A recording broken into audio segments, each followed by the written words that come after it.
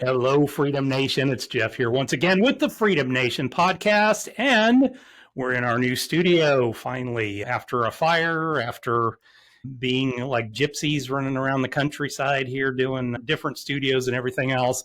Finally in our forever home at this point. And I get to start off with Stephen Perry today. Stephen is in the same business I was for, or that I am. He was for 17 years and actually jumped out into his own world here in the last year or so and is working still in the financial business, but from a different perspective. So hang on. We'll be right back in a second and we'll interview Stephen.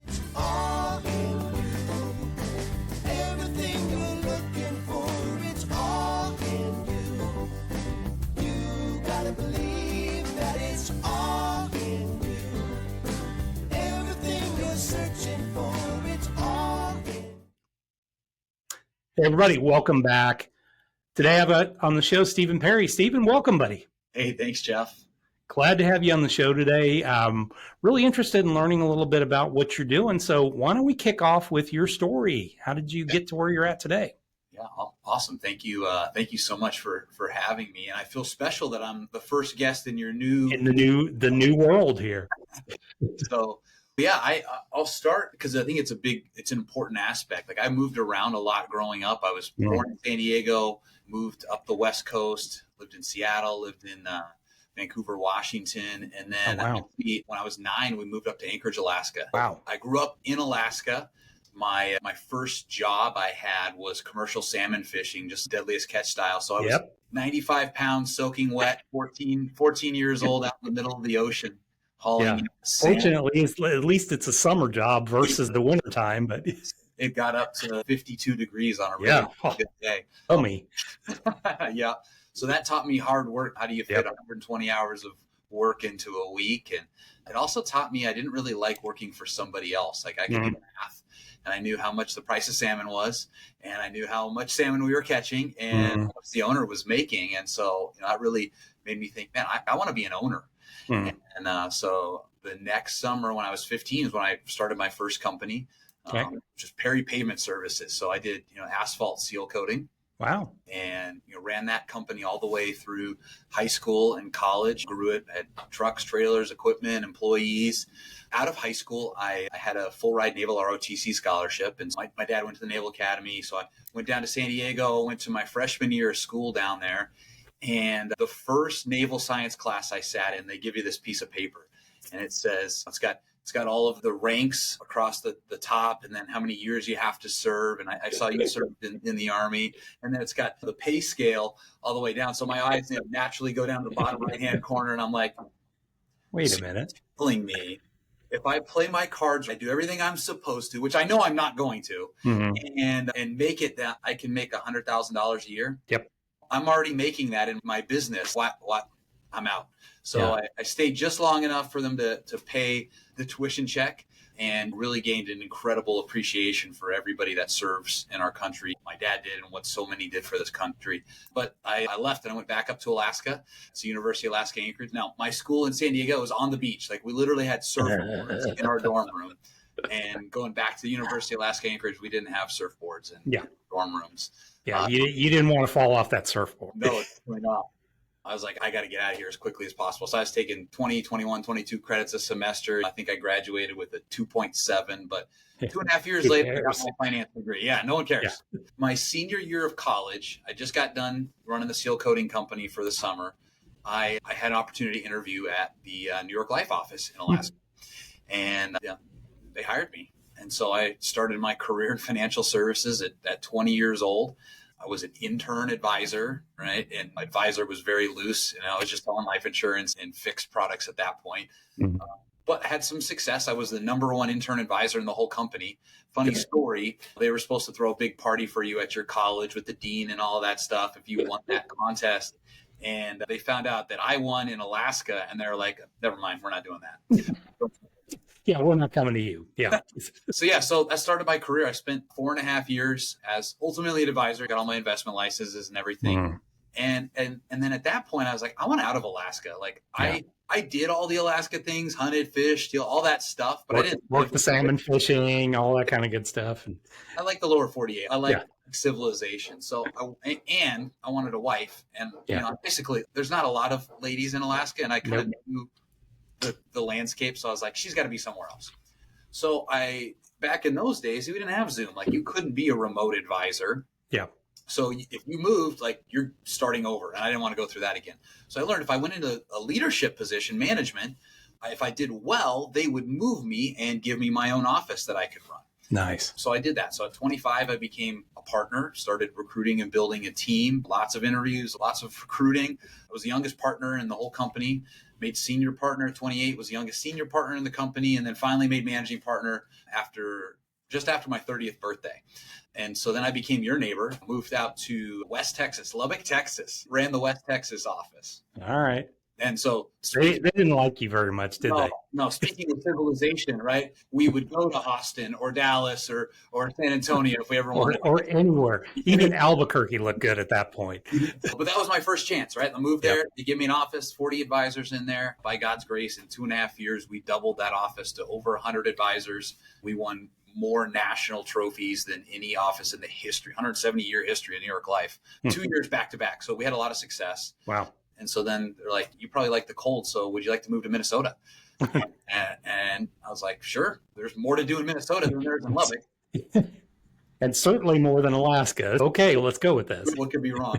So we moved there. And it's interesting, Jeff. Turns out there's a lot of companies that have headquarters in the financial services industry in Minnesota. Mm-hmm. A couple of our competitors' largest offices were there, where I'd never had competition before. All of a sudden, there's 5 million people, and it was a tough game. And so it took me about a year to get my feet wet. And then all of a sudden, this little thing called COVID hit, and everyone had to go work from home. And it was a very turbulent few years where my career had been a rocket ship. And after a few years of that, finally got to go back to the office. I realized I was a corporate employee. Mm-hmm. I was not an entrepreneur like I was wired to be. And so you were what I call an intrapreneur. Yeah. And I was okay with that until it became less and less preneur and more intra. Yeah. And so my wife and I prayed about it, and we really felt God calling us like, okay, it's time to take a step out in faith. Mm-hmm. I thought I was going to go buy a firm and run that firm. So I was in negotiations, and I had a good relationship. I've been there 17 years. So I told my boss, hey, look, I'm probably going to be gone at the end of the year. The next week, the deal fell through with the firm I was going to buy. The next week, they let me go. Oh, shit. And so that was a very short meeting. And my boss was crying. This is the hardest thing I've ever had to do in 35 years at this company. I'm like, this is an answer to prayer. I'm like, this is perfect. Great. I left a career where I was probably going to make $30-40 million over the next 20 years if I just did what I was supposed to do, like I was called to more. But it's like your freedom day, right? I had a little bit of my freedom day there. I was retired. I remember, we ended up selling the lake house and the Maserati and the Escalade and all that kind of stuff. And I went to go get a loan for like a 14-year-old car because I'm trying to keep as much cash as I can.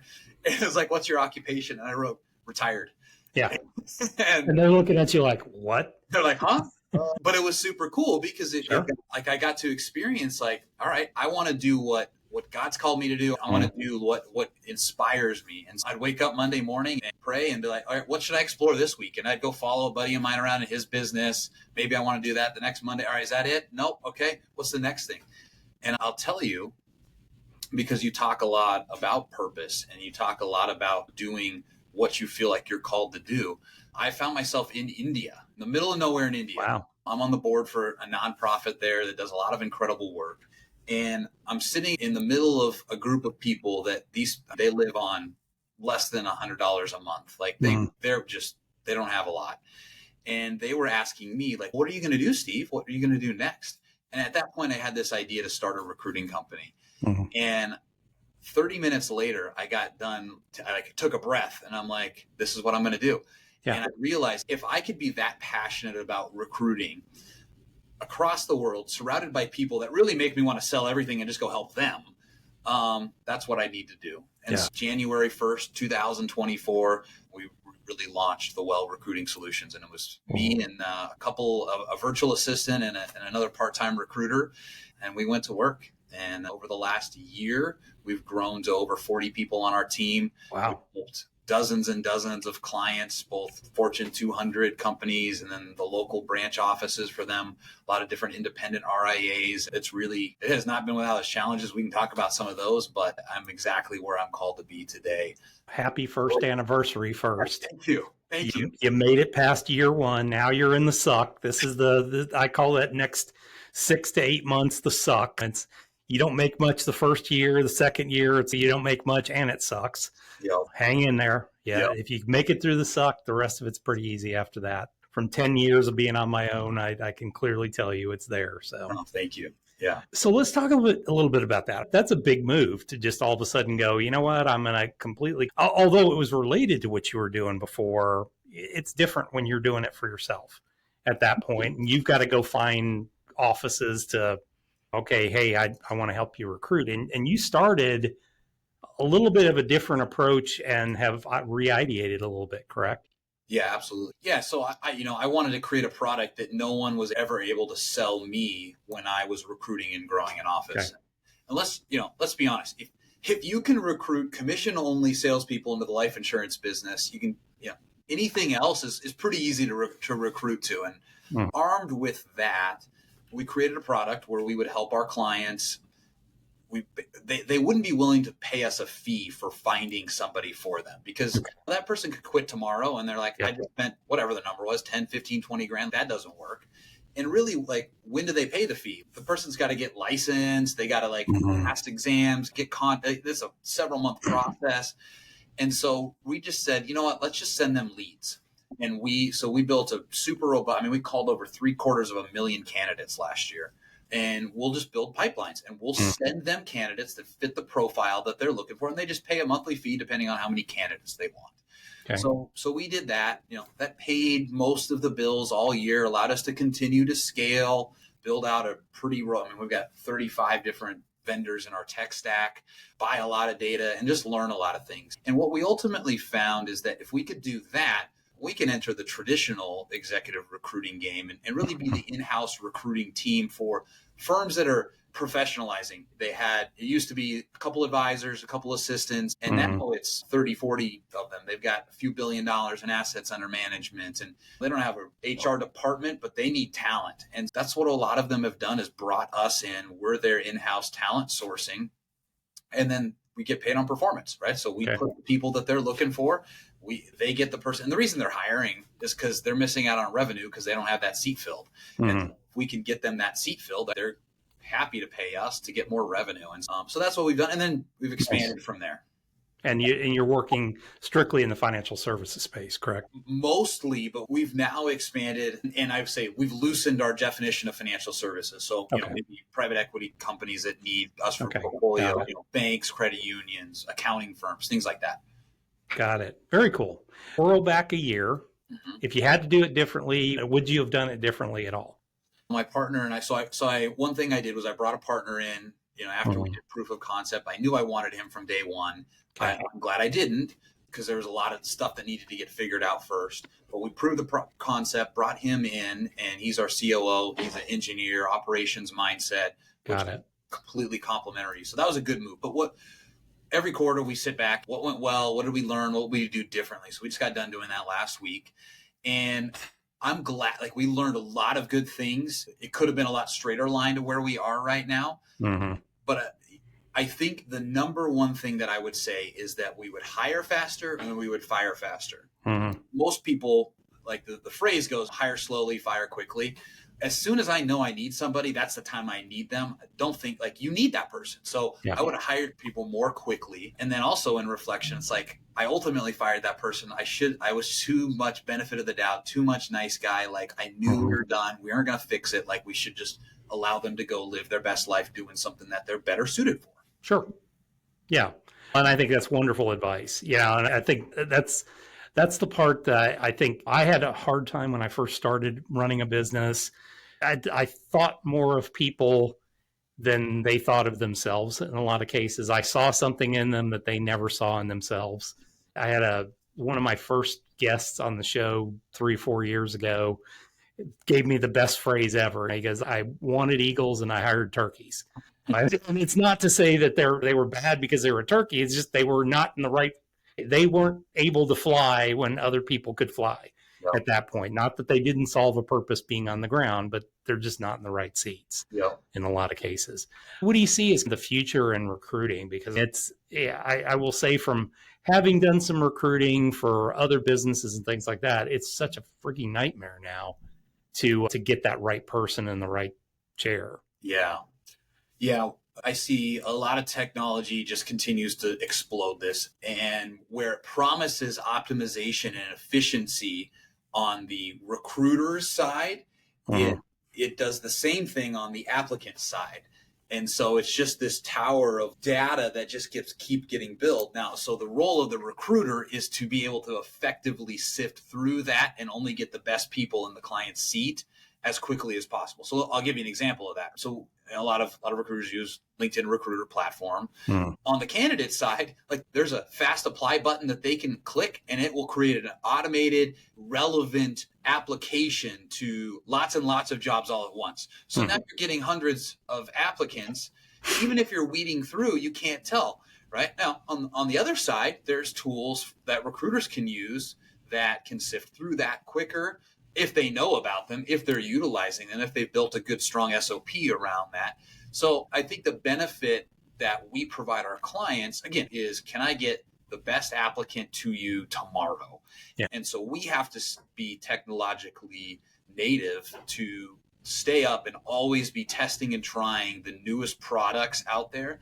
And the benefit we have is we have scale, right? Any individual company doesn't make sense for them to invest time, money, energy to figure of course not. Yeah. And so again, they're paying us to do that, but we have to do that. We can't do it the old school way. Yeah. Where do you see because the buzzword today is AI. So where do you see the role of AI? I would assume just being able to take massive amounts and identify the right people. Yeah. One of the things we're working on, so I won't say, we're there. And I know there are some companies that have done this, but what we want to do is we want to be able to do an intake call with a client and say, all right, tell me everything you can about this position, what you want, what you don't want, what it looks like. Couple that with everything that we know from all the previous conversations we've had about the culture of the client. And then we could build an AI model that will then ask a series of prompting questions to a candidate in maybe a video outbound form, or they could fill online or just send a recording to us that will then algorithmically match that up based on so many things that we're not even going to think of in the human mind. And it's not going to take human brain power to be able to do that. That's an example of what I think we can bring to our clients. Yeah. And that's, once again, that's a scale thing that you can do that a small advisory firm, even a mid-sized advisory firm, is just not going to invest the time and effort into that to do it. I think you solve a problem for a lot of recruiters at that. 100%. 100%. Yeah. Awesome. Where do you see the future of recruiting beyond that? Where do you see that going? I think I was challenged to admit that I'm a traditional recruiting company, right? There's thousands and thousands of companies that have done that, and lots of them have failed.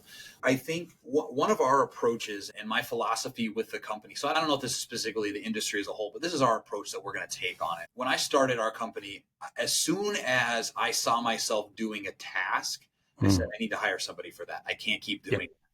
And that was really driven by there is nothing that I can spend my time on that's going to generate enough revenue as an early startup to equal what I was getting paid before. So I have to quickly add layers of people doing things on that to scale quick enough. And so my philosophy in that was, let's keep narrow tranches of expertise. Because I believe, Jeff, you have a certain gifting. I can see right now that you have a gifting in communication. You have a gifting in leadership. And so I want to find what that is in somebody. And then I want to create a really narrow scope of what they do so that they're spending 70, 80, 90% of their day doing that. Yeah. And I believe that's going to create a lot more loyalty within our company to people. They're going to have a lot more job satisfaction. We have to be, as a startup, we got to be scrappy and offer something that the big companies don't. And it's certainly not money that we can offer them. But the benefit to that too, like here's a good example, like traditionally in the recruiting business, recruiters operate what's called a full desk, where they are sourcing, they're doing the BD themselves, and then they're finding the recruits and recruiting for the client. That it makes my job as the owner easy. Like I just need to find one person, then they do all of it. I take a cut of it and they give them that. But that doesn't, like, I'm finding like they would rather do one or the other. Yeah. And even within that, there's a couple different things like that different skill set people can do. So we're running what's called a split desk. So one person does BD, the other person does fulfillment. But even with that, I'm going to take and layer on assistants, virtual assistants for our team members to take some of the more mundane or administrative tasks on that. So again, we're allowing people to operate in their gifting and their highest and best use, which translates to better return for our client, better return for our company. And I think that's the challenge with small businesses. I think you're thinking the correct way, because so many small businesses, we're all doing everything. Everybody's got a little bit of everything, and people don't leave jobs because of the money. Yes, sometimes that is, but they usually leave the job because, okay, I'm doing way too many things that I don't like to do and not enough of the things that I like to do. And the smaller the company, the more you are the I do everything kind of person, and not everybody's wired that way. So if you can, from the beginning, say, okay, you're the BD person. If that's what you love, we're going to just keep you doing that and take whatever crap that you don't like off the plate. Yeah, totally. That's awesome. Yeah, I think you're thinking the right way. What's new for you guys? Anything that's beyond what you've already said? Anything new that you'd like to see? Yeah, so we just did a relaunch of our mission and vision which was around helping advisory practices, but we wanted to expand into all the verticals out there. But we're going to do it strategically based on expertise that we don't have, but we'll start acquiring talent. And so we're in the process of bringing on some business development talent. We have a recruiter who has 7 years of experience in the healthcare space. So we're trying to pair them up with a business development manager who's experienced in the healthcare space. And so we'll start adding verticals as we bring on expertise into the firm. That makes sense. And like I said, then you've already got everything else built out as far as the tech stack and everything else. So you just add new people in. I look at it in my own wealth management practice and everything else. If I can bring in somebody that's got some expertise, maybe in the healthcare space or the planning space or something like that, okay, you bring them in, and you're going to be our person that does Medicare, or you're going to be our person that does this or that. Yep. Love it. Yeah. I love it. Absolutely. Let's jump over to the fast 5 questions now. You ready? Let's do it. All right. So question number 1, you wake up in the morning, business is gone. You have $500 in your pocket, laptop, computer, place to live. What do you do first? I'd go apply for a credit card. Okay. I can still get that. And I would go and I would sign up for a LinkedIn recruiter membership. Okay. I would go find a virtual assistant, and I would go to work, and I would start looking for direct hire recruiting jobs with clients within a niche. And then as we earned fees over the next couple of months, and we would just rebuild it. I'd bring on a recruiter to help doing the sourcing on that side, and I'd bring on business development, and we would just scale up from there. Love it. Go right back to what you were doing, and just take out all the bad mistakes you made at the beginning. 100%. Yep. All right. Second question. What's the biggest business mistake you've ever made? I think back to a time when we were blowing and going in Lubbock, Texas. Okay. I actually share this story in my book, but I was so excited. We just won all these trophies. And so I'm like, all right, I'm going to get coaches for the whole leadership team. And so we went and sat down in our annual planning meeting, and we're in this nice big boardroom. And I'm like, all right, here's what I did for you guys. And my senior partner said, we don't need coaches. And I'm like, I realized right then and there, yes, they did, but I just made a huge mistake. I should have told you guys. You assumed. You're in the process. And so that taught me a lot about when you're leading leaders, it's different. Mm-hmm. And there's a lot more buy-in that needs to be done along the way. Even when you're leading the rank and file, assuming that what they need and what they think they need is 2 different animals at that point. Yeah. What's a good book that you'd recommend for our audience? I got 2. The first one I'll call is Living Forward by Michael Hyatt. And then, so that's all about building a life plan. You identify different accounts, things that are important to you. You write your eulogy. You actually write what you want certain people to say about you at your funeral. And it's about an 8-hour project after you read the book you sit down and do, but really has directed a lot of the steps that my wife and I have taken. And then we have a lot of our team members go through that. And then I'd be remiss. One of my COVID project was I wrote a book called The Capacity Model. And so the idea in that book is that we all experience stress in life. And so it gives a model to really identify what is causing stress, and then what can we do to build our capacity to be able to handle more stress in life and not feel stressed. Got it. What is a good tool that you use in your business every day that you might recommend? Probably not different than most people. I heard a couple of ChatGPT, so I'll give you like a trifecta together. Bringing in ChatGPT and Calendly and LinkedIn, those three things together that save probably 3 hours a day and a lot of brain power for me.